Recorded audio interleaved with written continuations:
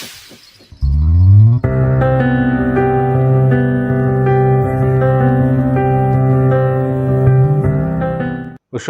ప్రేమించు కాపరి ఉషా కిరణాలు ఉదయకాలపు వాక్య ధ్యానంకు మిమ్మల్ని ఆహ్వానిస్తున్నాం. ప్రార్థన. పరిశుద్ధుడు అయిన యేసయ్య, ఈ ప్రాతకాల సమయానికి వందనములు. మమ్మల్ని ప్రేమించి మరి ఒక దినమును అనుగ్రహించడానికి కృపకు వందనాలు చెల్లించుకుంటున్నాం. ఈ ఉదయకాలంన మాతో మాట్లాడము. కార్యక్రమం వీక్షిస్తున్న ప్రతి శ్రోతను మీ హస్తములకు అప్పగిస్తూ దీవెనలతో నింపి నడిపించమని యేసు పరిశుద్ధ నామమున అడిగి వేడుకుంటున్నాను పరమ తండ్రి, ఆమేన్. ఈ ఉదయకాలపు వాక్య భాగము ఆదికాండము 32వ అధ్యాయము 24వ వచనము. యాకోబు ఒక్కడు మిగిలిపోయెను, ఒక నరుడు తెల్లవారు వరకు అతనితో పెనుగులాడెను.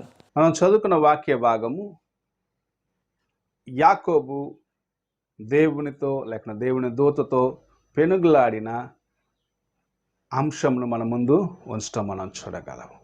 ఆయన తాను సంపాదించుకున్న ఆశీర్వాదములన్నీ వ్యర్థము అని గ్రహించి, తన జీవితంలో ఎంత సంపాదించుకున్నానో అవి ఆశీర్వాదము కాదు అని తెలిసి దేవునితో ఒంటరిగా ఆ రాత్రి గడిపేదానికి ఇష్టపడినాడు.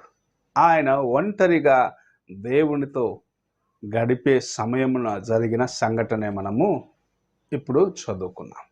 మన జీవితంలో అనేక సార్లు ఒంటరి తనములో దేవునితో మనము మాట్లాడుకున్నప్పుడు గొప్ప కార్యములను మన జీవితంలో అనుభవించగలం. నీ జీవితంలో నీవు దేవునితో ఒంటరిగా గడిపిన అనుభవం ఉన్నదా అని మొదటిగా ప్రశ్నించుకోవాలి.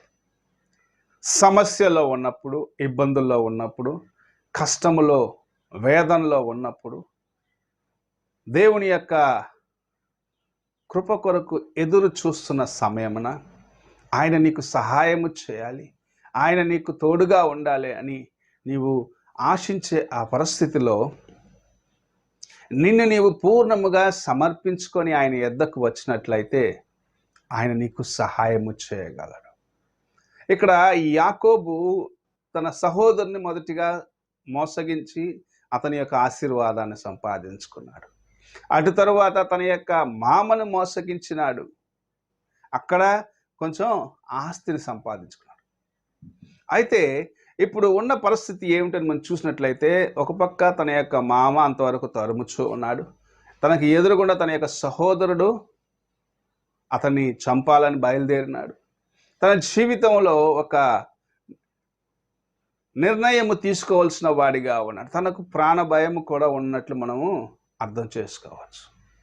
ఎందుకంటే తన సహోదరుడు తన కుటుంబాన్ని ఏం చేస్తాడో, తాను చేసిన కార్యము తన సహోదరుని ఎంత గాయపరుచుంటుందో, అది ఎంత భయంకరమైనదో అతను ఎరిగియే ఉన్నాడు. అయినను సరే తన సహోదరుని దగ్గరికి వెళ్ళక ముందు దేవుని సన్నిధిలో తన యొక్క జీవితంను ఒకసారి పరీక్షించుకోవాలని ఆశించినాను.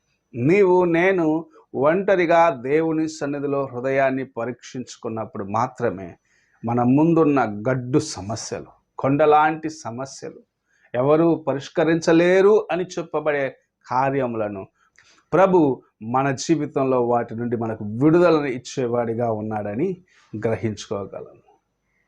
ఒంటరి తనములో దేవునితో పోరాడటం అనేది ఎంతో గొప్ప ఒక అనుభవం.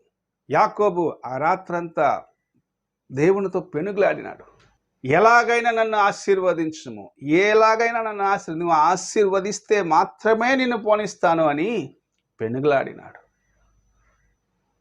ఆ మనుష్యుడు అతన్ని జయించలేకపోవటం చూసి తన యొక్క తుంటి నరం పైన కొట్టినప్పుడు తన యొక్క కాళ్ళు తన యొక్క స్థానం నుండి తొలగిందని మనం చూస్తూ ఉన్నాం. అంటే దేవునితో విడువక పెనుగులాడినప్పుడు, పోరాడినప్పుడు మాత్రమే నీ జీవితంలో ఒక నూతనమైన కార్యము చూడగలం. పోరాడక ముందు, పోరాడుతున్న సమయంలో పాత యాకోబు అక్కడ ఉన్నాడు.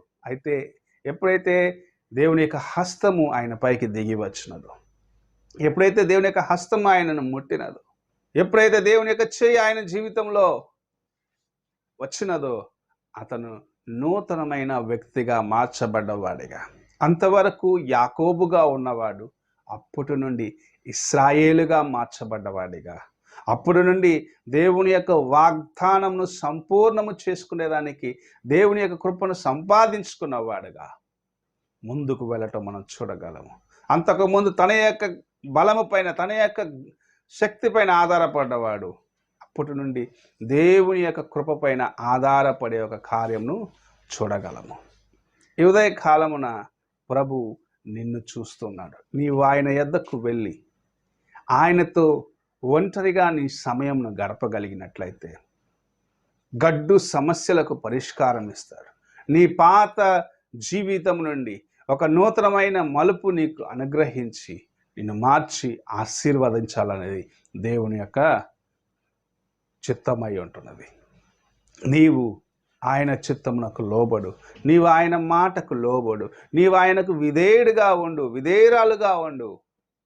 నీ జీవితమును ప్రభు ఆశీర్వదించి అనేకుల మధ్యలో నిన్ను సాక్షిగా నిలబెడతాడు. ఈ ఉదయకాల సమయమున నీవు ఎలాగున్నావు, నీ జీవితము ఎలాగుంది, నీలో ఉన్న సమస్యలు ఏమిటి అని ఒక్కసారి నిన్ను నీవు పరీక్షించుకో. ఎక్కడ దేవుని కృప నీకు దూరమైపోయినది, ఎలాగూ దేవునితో పెనుగులాడి ఆయన ఎదుటి నుండి నీవు నీ ఆశీర్వాదాలను సంపాదించుకొనగలవు అని నీ హృదయాన్ని పరీక్షించుకొని దేవుని యొక్క సన్నిధికి రా.